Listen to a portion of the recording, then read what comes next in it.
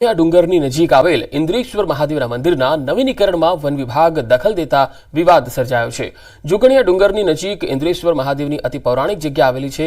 તેના પટાંગણમાં આવેલ ગાયત્રી મંદિર હાલ નવનિર્માણની રાહ જોઈ રહ્યું છે, કેમ કે જૂનાગઢ વન વિભાગ આ મંદિરના નવીનીકરણમાં રોડા નાખી રહ્યું હોય એવો મંદિરના મહંતનો આક્ષેપ છે। ઇન્દ્રેશ્વર મહાદેવ મંદિર એટલે પુરાણ પ્રસિદ્ધ મંદિર। અહીં અનેક દેવ સ્થાનો આવેલા છે, તેમાં ખાસ કરી અહીંનું ગાયત્રી મંદિર એટલે ભક્તોની આસ્થાનું કેન્દ્ર। આ મંદિર જર્જરિત થતા અહીંના મહંત દ્વારા નવીનીકરણ માટે તોડી પાડવામાં આવ્યું। હવે વન વિભાગ કહે છે જમીન જંગલ ખાતાની છે, તમે ત્યાં મંદિરનું પુનઃ નિર્માણ કરી શકો નહીં, જેના કારણે હાલ માતાજી ખુલ્લામાં બિરાજમાન છે। વિકાસ કરવા માટે એને મંદિરને તોડ્યું હતું। ત્યારબાદ એમ કહેવાય કે જંગલ ખાતાવાળા એમ કે ભાઈ અમારી માલિકીની અંદર આ જમીન આવે તો આ લોકો મંજૂરી નથી આપતા। વન વિભાગવાળાની અવરચંડાઈ છે। ભાઈ ગુજરાત સરકારે એમ કહેવાય કે ગુજરાતના સીએમએ જો આ જગ્યાને 5 કરોડ રૂપિયા વિકાસ માટે આપ્યા હોય યાત્રાધામના માધ્યમથી, તો ખરેખર વન વિભાગને આવું આડોડાઈ ન કરવી જોઈએ। તો બીજી તરફ મનપાનું કહેવું છે કે 5 કરોડની ગ્રાન્ટ પવિત્ર યાત્રા ઢાંક વિકાસ બોર્ડ દ્વારા મંદિર અને અન્ય વિકાસ કામો માટે ફાળવાઈ છે। પહેલા મંદિર હતું ત્યાં જ નવનિર્માણ કરવાનું છે, પણ વન વિભાગ અભયારણ્યનું બહાનું બતાવી રહ્યું છે। અમે સમગ્ર મામલે ઉપર રજૂઆત કરીશું। વહેલી તકે ગાયત્રી મંદિર અને તેવા પ્રયાસો હાથ ધરવામાં આવશે। હાલ ઇકો સેન્સિટિવ અને સેન્ચ્યુરી જાહેર થવાને કારણે હાલ ફોરેસ્ટ ખાતા અને જે ઇન્દ્રેશ્વરની જગ્યા છે એની વચ્ચે વિવાદ છે, એટલે ગાયત્રી મંદિરનું કામ કરવામાં ફોરેસ્ટ ડિપાર્ટમેન્ટ દ્વારા અવારનવાર રોકવામાં આવે છે। હાલ એની રજૂઆત સરકારશ્રીમાં કરેલ છે, એટલે આવનારા દિવસોમાં એનો નિર્ણય આવશે, એટલે ગાયત્રી મંદિરનું કામ શરૂ થશે। આ 100 થી વધુ સ્કૂલ રિક્ષા તેમજ સ્કૂલ વાનના ચાલકોએ હડતાળ પાડી। આરટીઓ વિભાગ દ્વારા 13 વાહનોને મસમોટી રકમનો દંડ ફટકારી 2 સ્કૂલ બસ ડિટેન કરવામાં આવતા રોષ ભરાયેલા સ્કૂલ વાનના ચાલકોએ હડતાળ પાડી હતી। વિદ્યાર્થીઓને શાળાઓમાં લેવા મૂકવા માટે વાલીઓમાં દોડધામ મચી હતી। સ્કૂલ રિક્ષા અને સ્કૂલ વાનના ચાલકોને પરમિટ સહિતની જરૂરી કાર્યવાહી પૂર્ણ કરવા થોડો સમય આપવામાં આવે તેવી માંગણી કરાઈ। તંત્ર દ્વારા આ અંગે જો કોઈ નિર્ણય કરવામાં નહીં આવે તો સ્કૂલ વાન તેમજ રિક્ષાના ચાલકો દ્વારા અચોક્કસ મુદતની હડતાળ કરવાની ચીમકી આપવામાં આવી।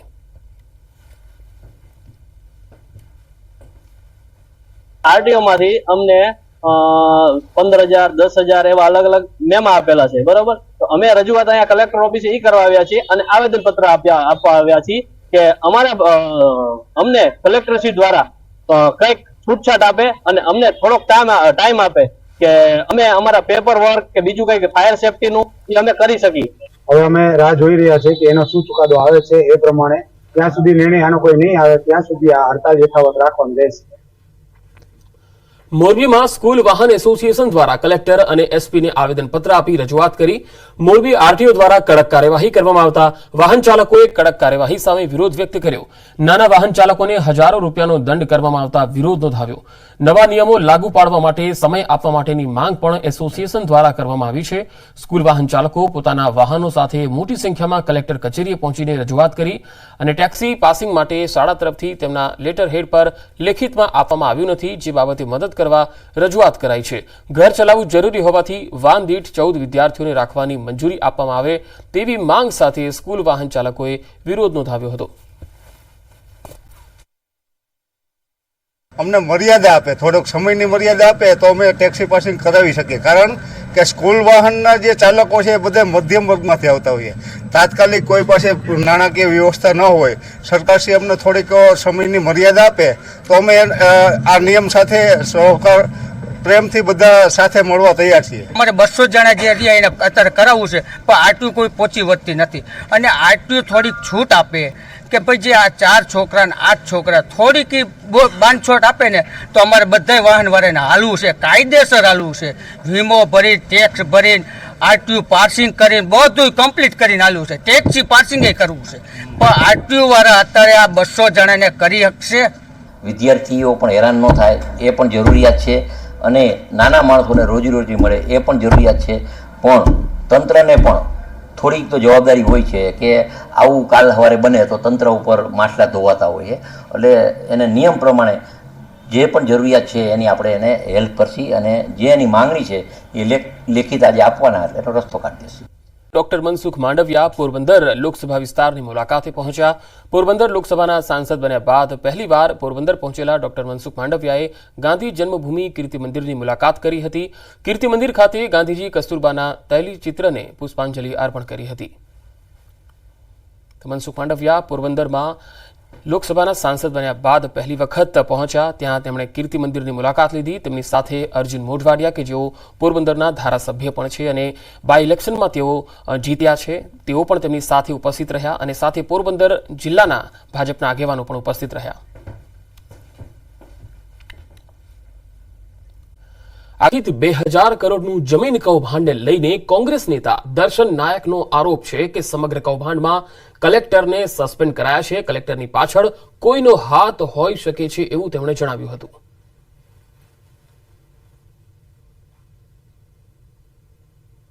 સવાલ તો એ છે ને કે સરકારી પડતર જમીન ગણોતિયાના નામે બારોબાર થઈ શકે, અને જો આ થઈ છે તો પછી કોઈ મોટા વ્યક્તિનું પીઠબળ હોઈ શકે એની પાછળ.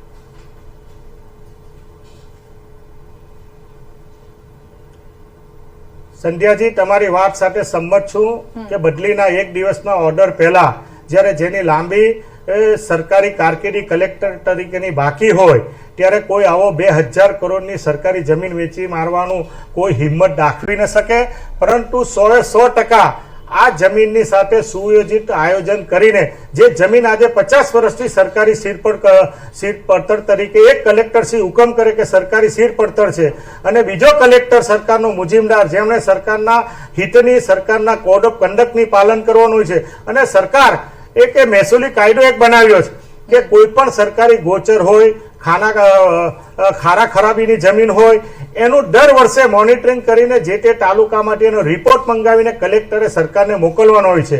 પરંતુ આ સરકારના કલેક્ટરે જ જ્યારે આવી સરકારી જમીન વેચવાનું કાવતરું હોય તે સુઆયોજિત કાવતરું હતું અને એ કાવતરાના ભાગરૂપે એમણે આ કોઈ રાજકીય આગેવાનના મેળાપીપણામાં અને જમીનની સાથે સંકળાયેલા મોટા સુરત શહેરના માથાઓની સાથે મળીને કરોડો રૂપિયાનું જમીન, સરકારી જમીન આંચકી લેવાનું કે એના નામે કરીને વેચી મારવાનું જે આ કૌભાંડ કર્યું છે એ ચોક્કસ દેખાઈ આવે છે. કોઈ પણ રાજકીય આગેવાન એ આની સાથે, આ જમીનની ખરીદી સાથે કે કોઈની સાથે સંકળાય એવી માહિતી નથી. પણ જે પ્રકારની માહિતી છે, લોકોમાં જે ચર્ચા છે સુરત શહેરમાં અને સમગ્ર ગુજરાતમાં છે કે 2000 કરોડ રૂપિયાનું જમીનનું કૌભાંડ ફક્ત એક કલેક્ટર એક દિવસના બદલીના પહેલા કોઈ પણ રાજકીય પોતાના માથા પર હાથ મૂકો આકાની વગર સરકારના જે કોઈ જવાબદારો કે જે કોઈ હોય એની સંમતિ વિના કોઈ પણ તરફ શક્ય નથી એવું સ્પષ્ટ મારું માનવું છે.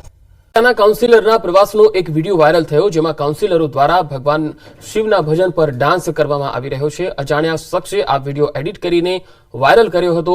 વિડીયોમાં પીલે પીલે ઓ મેરે યારનું ગીત મૂકી વાયરલ કરવામાં આવ્યું.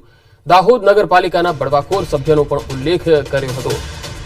કાઉન્સિલરોની છબી બગડી હોવાથી પૂર્વ પ્રમુખ રીના પંચાલે દાહોદ સાયબર ક્રાઇમ પોલીસમાં ફરિયાદ નોંધાવી છે.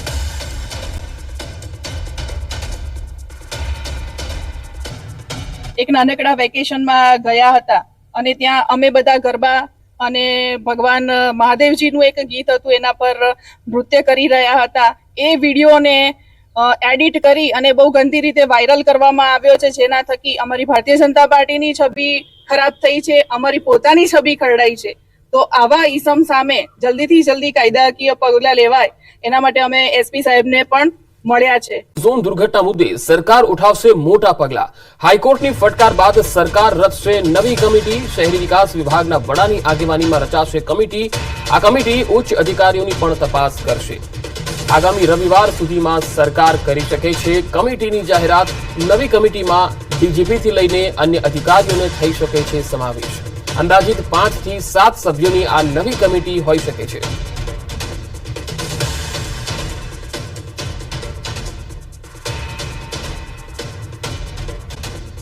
જો તમે ટ્રાફિકના નિયમો તોડ્યા તો સમજો તમારું લાયસન્સ કેન્સલ થઈ જશે. સુરત શહેરમાં ટ્રાફિકની મોટી સમસ્યા છે. કોઈ પણ વ્યક્તિ ફાવે તેમ વાહનો હંકારે છે, જેના કારણે અકસ્માત અને ટ્રાફિક જામની સમસ્યા વધી રહી છે. હવે ગૃહ રાજ્યમંત્રી હર્ષ સંઘવીએ મોટું નિવેદન આપ્યું. સુરત ટ્રાફિકને લઈ પોલીસને સૂચન કર્યું છે કે સતત ટ્રાફિકના નિયમોનો ભંગ કરતા લોકોના લાયસન્સ રદ કરો. 4000 થી પણ વધુ લોકોના લાયસન્સ રદ કરવા હુકમ કર્યો છે. રોંગ સાઈડ જતા લોકોના લાયસન્સ રદ થશે. 51 થી 100 વખત નિયમ તોડનાર 4100 લોકોના લાયસન્સ રદ કરાશે. 101 વારથી વધુ વાર નિયમોનો ભંગ કરતા 1500થી વધુના લાયસન્સ રદ કરવા સૂચના આપી દેવાઈ છે.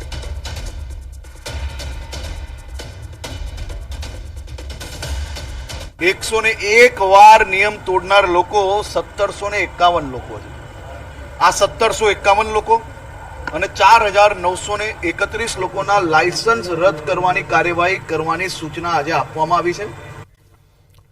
એને હુકમો અંગે આજે થશે મોટા ખુલાસા. દાહોદ પોલીસ કરશે આજે મોટા ખુલાસા. વધુ મોટા આરોપીઓની ધરપકડ પણ થઈ શકે છે. નકલી હુકમો મામલે તપાસનો ધમધમાટ શરૂ થયો છે. ખેતીલાયક જમીનોના નકલી હુકમો બનાવી કૌભાંડ આચરવામાં આવતું. પોલીસે 2 ફરિયાદ નોંધીને 3 લોકોની ધરપકડ કરી છે. આરોપીઓને જેલ હવાલે કરાયા છે. શૈશવ પરીખની વધારે રિમાન્ડ માટે ફરી ધરપકડ કરાઈ છે. કોર્ટે આરોપીના રિમાન્ડ મંજૂર કર્યા છે. રિમાન્ડ દરમિયાન વધુ કેટલાક ખુલાસાની પણ શક્યતા છે.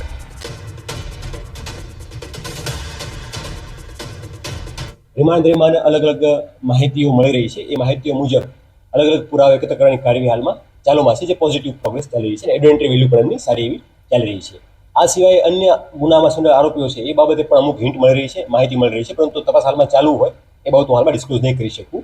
અત્યારે તે જમીન પર ન્યૂઝ 18ની ટીમ આવી પહોંચી છે અને આપ જે આ દ્રશ્યો જોઈ રહ્યા છો કે જે સાઈ સિટી નામનું જે એક સોસાયટી ઊભી કરી દેવામાં આવી છે, બહાર દુકાનો પણ નીકાળી દેવામાં આવી છે. જે ખેતીલાયક જમીન હોય છે તેના નકલી હુકમો કરી અને તેને બિન ખેતીલાયક બનાવવામાં આવ્યો હતો અને ત્યારબાદ જે તમામ જે કૌભાંડને આચરવામાં આવ્યું હતું, જેમાં હાલ પોલીસ દ્વારા 2 અલગ અલગ ફરિયાદના આધારે 3 વ્યક્તિઓની ધરપકડ કરી હતી, જેમાં હારૂન ઝકરિયા અને મુખ્ય આરોપી શેષવની પણ પોલીસ દ્વારા ધરપકડ કરવામાં આવી હતી અને ત્યારબાદ વધુ પૂછપરછ માટે તેઓના રિમાન્ડ પણ માંગવામાં આવ્યા હતા. ત્યારે તેઓને 9 દાડાના રિમાન્ડ આપવામાં આવ્યા હતા અને 9 દાડાના રિમાન્ડ દરમિયાન વધુ નામો ખુલી શકે તેવું એક વાત ચાલી રહી છે. જ્યારે કહી શકાય કે આ 9 દાડાના રિમાન્ડ દરમિયાન કયા મોટા મોટા નામો ખુલશે તે તો અત્યારે જોવું રહ્યું. સૌરભ ગેહલોત, ન્યૂઝ 18 ગુજરાતી, દાહોદ. ના સરપદળ ગામનો પુલ બેસી ગયો. રાજકોટ પંથકમાં પાછલા 2 દિવસથી વરસાદી માહોલ જામ્યો. સતત વરસાદ વરસી રહ્યો છે તેવામાં પડદરીના સરપદળ ગામનો પુલ અચાનક બેસી ગયો. નદીમાં વરસાદી પાણીનો પ્રવાહ છે. વરસાદના સમયે પુલ બેસી જવાના કારણે અલગ અલગ 8 થી 10 જેટલા ગામને અસર પહોંચશે. વધારે વરસાદને કારણે પુલનો કેટલોક ભાગ બેસી ગયો હોવાનું લોકોનું કહેવું છે. હાલ વાહન વ્યવહારને અસર પહોંચી છે. 2 અલગ અલગ તસવીરો આપણે બતાવી રહ્યા છીએ. સરપદળ ગામનો જે પુલ છે બેસી ગયો છે, તૂટી ગયો છે. 8 થી 10 જેટલા ગામને આ પુલ જોડે છે. અહીંથી અવરજવર થાય છે, પરંતુ હવે આ પુલ બેસી જવાના કારણે લોકોની હાલાકી વધવાની છે. પાસેનો આ બનાવ છે જે સીસીટીવીમાં પણ કેદ થઈ ગયો. ચાલુ વીજ પોલ બાઇક ચાલક પર પડ્યો. રોડ પર વીજ પોલ ધરાશાયી થયો અને વાહન ચાલકોના જીવ તાળવે ચોંટ્યા. ચાલુ વીજ પોલ તૂટતા આસપાસના રહીશોમાં દોડધામ મચી ગઈ. બનાવમાં ઘાયલ બાઇક ચાલકને આંખમાં ઈજા પહોંચી હોસ્પિટલ લઈ જવામાં આવ્યો. રોડ પાસે વીજ પોલ જોવાય તો રહેજો સાવધાન. 2 અલગ અલગ તસવીરો આપણે બતાવી રહ્યા છીએ. પહેલી તસવીરમાં જ્યારે આ વીજ પોલ બાઇક ચાલક પર પડ્યો હતો ત્યારની તસવીર છે અને આસપાસ મોટી સંખ્યામાં લોકો પણ જોવા મળ્યા. પ્રત્યક્ષદર્શીએ બનાવની કહાની પણ જણાવી. ભારે પવનને કારણે વીજ પોલ તૂટ્યો હતો. શું આ વીજ વિભાગની બેદરકારી છે? ચાલુ વીજ પોલ તૂટ્યો અને મોટી દુર્ઘટના ટળી ગઈ. જે સીસીટીવી છે તેમાં પણ જોઈ શકો છો આખી ઘટના કેદ થઈ છે.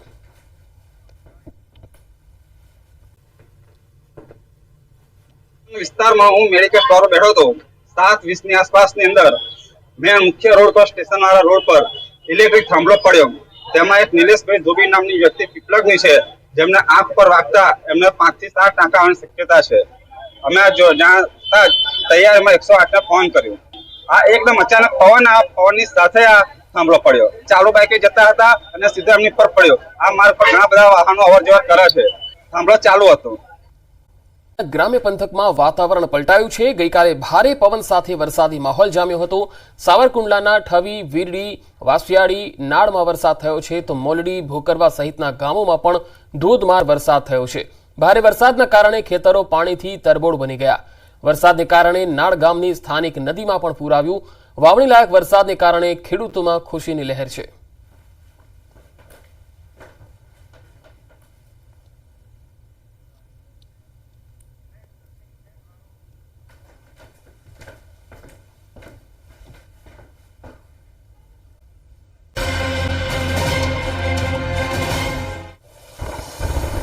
ગુજરાતના ચોમાસા અંગે હવામાન વિભાગનું અનુમાન છે કે ગુજરાતમાં ચોમાસાની ધરી વલસાડ અને નવસારી સુધી છે. ચોમાસાની ગુજરાતમાં વહેલી એન્ટ્રી થઈ તો ગઈ છે, પરંતુ હવે બ્રેક લાગી ગઈ છે. ગુજરાતમાં 6 દિવસ સુધી વરસાદની આગાહી છે. થંડરસ્ટ્રોમ એક્ટિવિટી સાથે વરસાદ થઈ શકે છે. આજે 30 થી 40 કિલોમીટરની ઝડપે પવન ફૂંકાઈ શકે છે. જો આજની વાત કરીએ તો આજે દાહોદ, છોટાઉદેપુર, ડાંગ, નવસારી, વલસાડ, દમણ અને દાદરાનગર હવેલી ઉપરાંત અમરેલી અને ભાવનગરમાં વરસાદની સંભાવના છે.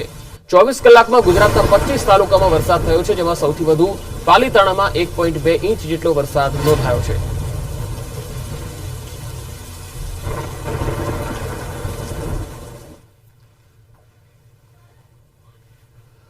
आने वाले दिनों के लिए जो गुजरात स्टेट के लिए फोरकास्ट दिया जा रहा है वो आज की बात करेंगे तो आइसोलेटेड प्लेसेस पे लाइट टू मॉडरेट रेन और साथ में थंडरस्टॉर्म की वार्निंग दी गई है।